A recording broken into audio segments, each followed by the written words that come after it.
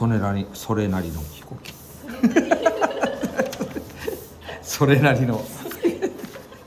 どんなにで言葉にできないよね。なんかまあできるだけ実際にこんな飛行機あったらすごいよねという形、本物の飛行機だったらすごいよねっていうような形、そういうやつをイメージしながら作るんですよ。で実際50年ぐらい前の飛行機で SR71 とか、まあ、そういう偵察機とかね、そういうやつすごい形してるんですよ。でそういうやつは特に紙飛行機を作るイメージというかすごいそそりますよね、形的に。もう航空ファンだったらもう絶対今言って SR71 って言っただけでもあれねとかいう感じ、 B2 とかね言うとあれだあれよねとか言ってすごいよねとか言ってで知らない人に見たら B2 何それとかね、ヨーグルトいう感じなんか R1 みたいな感じ、そんな感じから思わんもんね。興味なかったらそうでしょ。キョトンですよ。いや本当小学生ぐらいでもすごいもう言ったらすぐにもうね、あれはこうですよね、ああですよねって、小学校の本当3年生ぐらいでもね、もう飛行機博士みたいなのねいますよね。全て答えますよ本当に。はーいぐらい答えます。それ子に紙飛行機ね教えたりするともう目をうるうるしてきてますね。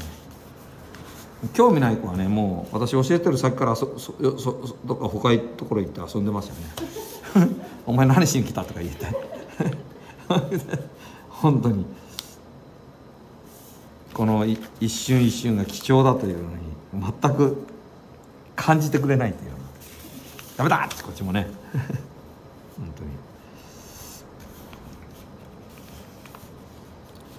うちのスタッフがJAXA でねなんか小学校紙飛行機教室みたいな感じで教えに行ったらもうやる気のない子がいて「やる気ない子なら帰れ!」って言ったらもうめっちゃ父兄から苦情が来たというこっちはボランティアタダでやってんだけどすっげえ怒られた。言いたくなる子はいますね。もうね、もうとんでもない、もうほんと子いるんですよ。多分ね、あれはしつけの悪い上流階級のお子さんなんですよね、多分。学校で見学というか、講習会に来てたわけがない。いや、そうじゃないと思うんですよね。学校単位で来たらもうちょっとおとなしくしてる。いや、学校単位皆わがままなやつが揃ってるやつがありますけどね。うわーというかお手上げ。もう戸田さんはお子様が好きなんでしょって言われてる。好きなわけないじゃんっつって僕が好きなのは紙飛行機が好きなわけであって子供が好きだから紙飛行機してるわけじゃないんです。勘違いしてもちょっと困りますって感じ。イメージ崩れたって言われるかもしれないけど、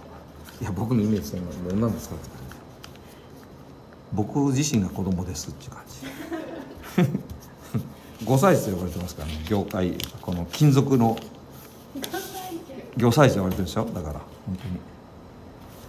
だからまあ多少のことは許されますよね、5歳児だから皆さん戸田さんがまた変なこと言ってますよって言って5歳児だからしょうがないですよねって言って許される傾向があります。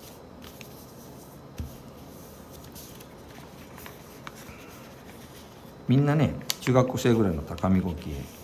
やめてますけどね。やめませんからね、僕なんかは。やめろと言われてもやめない。そのやめろという理由が分からんから、ゴミをするからダメっていう感じとか、なんかこうやめなきゃいけない理由に説得力なしって感じでね、そういう場合はしつこくやりますよね。もう帰って今まで以上に反抗します。反抗するんですよ。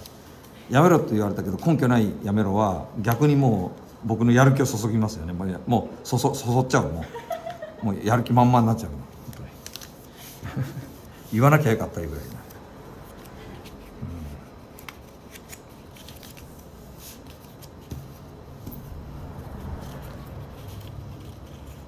うなったらもう人生の半分以上紙飛行機。そうよ、だから45年ぐらいでしょ、もう紙飛行機を折り続けて。君たちのね人生の2倍ぐらいをもう、僕が始めた時に君たちはまだ何も生まれていないというね状況から言うとすごいですよね。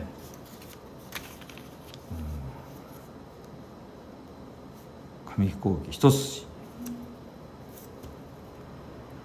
45年。45年こんなに没頭してくれなかったら、本屋さんに紙飛行機の本があんなに並ぶことなかったんですね。でも最初の頃本を書こうと思って本屋さんね出版社に訪ねたんだけど相手にしてくれなかったもんね。そうなんです。僕こんな飛行機作れるんですって言ってもね、あっそうお帰りはちら。今その出版社は僕を袖にしたことを後悔しておられます。それなりに売れてますからね。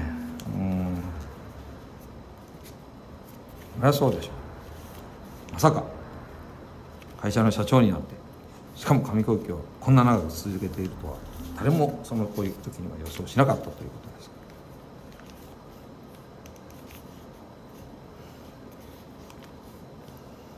だから僕は思うのは人との出会いやいろんなね提案とかいうのは大事にして聞いてあげないと、どんな子供であろうが若者であろうがそれをどんなに化けるか分からないもんね、将来。